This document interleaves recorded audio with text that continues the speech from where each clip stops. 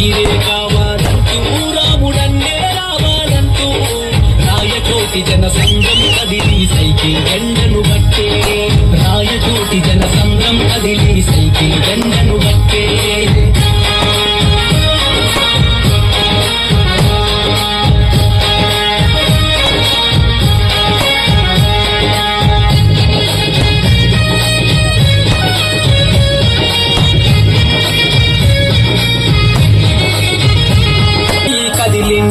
పేదల బలమై నిలిచిందో